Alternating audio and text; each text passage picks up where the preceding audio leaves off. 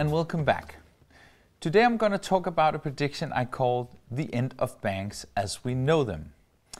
Banks have been under extreme pressure and scrutiny the last years due to a lot of regulations like GDPR, PSD2 and also MiFID II. And if you combine that with a very long period of negative interest rates, something that doesn't seem to change, and a general negative attitude towards traditional banks, and the fact that the whole banking industry is undergoing a tremendous digital transformation right now, which is being led by a group of fintechs that doesn't carry a lot of legacy, then you have quite a venomous cocktail that carry the potential to put an end to banks as we know them. And we see a lot of neo-banks, as we call them, like N26, Monzo, Starling Bank, and in Denmark, a bank like Lunar, promising a new way to do banking. A much more user-friendly, customer-centric solution that is mobile first, and that kind of give us the promise of all the digital tools that we come to like easy peer-to-peer payments, cheap transfer of money international, a great overview of our economy, and they do it with almost no fees.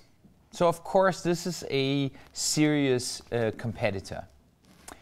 It actually seems to work. If you take a bank like N26 and also Monzo, they both have more than 3 million customers now. And Starling Bank, that was launched in 2017. They have more than 1 million customer accounts and 1.2 billion euro in customer assets. We also see that our everyday payments are also being handled by a new set of companies. Even though we in Denmark experience mobile pay getting off to a great start, they are actually quickly losing grounds when it comes to payment in stores to a company like Apple Pay.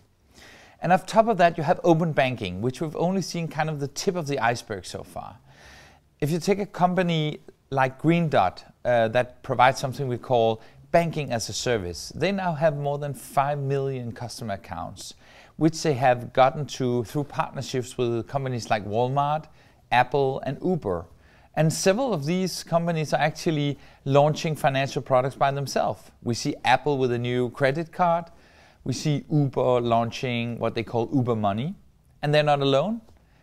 Companies like Facebook and Google are also launching financial products. And all these companies, they have a much stronger and more relevant customer relationship than the traditional banks. So if you combine all these events, it leads me to my prediction for 2020. And that is that I think this will be the year where we will begin to see a change of power in kind of the way we see us users having a relationship with new companies like challenger banks, global untraditional bank brands, and also, of course, fintech startups. And I also think that we will witness the beginning of the end for traditional banks.